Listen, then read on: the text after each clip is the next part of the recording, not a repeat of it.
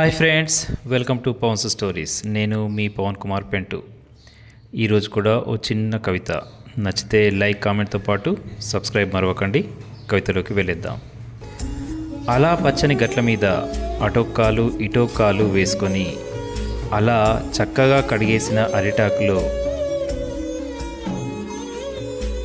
నీకో ముద్ద నాకో ముద్ద అన్నం పెట్టుకొని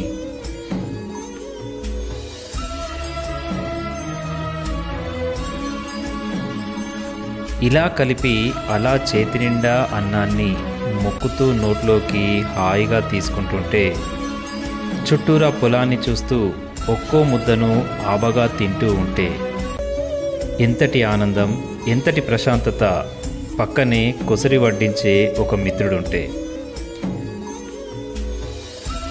ముద్దగా కలిసిన అన్నం ముద్ద హాయిగా గొంతును దాటుతుంటే ఎంతటి ఆనందమో కదూ.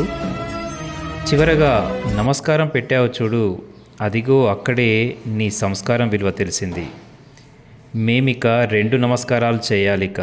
ఒకటి ఆ మెతుకుకు, మరొకటి ఆ మెతుకును పండిస్తున్న నీకు. రైతన్నా, అందుకో మా వందనం. ఇదండి ఈరోజు కవిత. నేను మీ పవన్ కుమార్ పెంటు.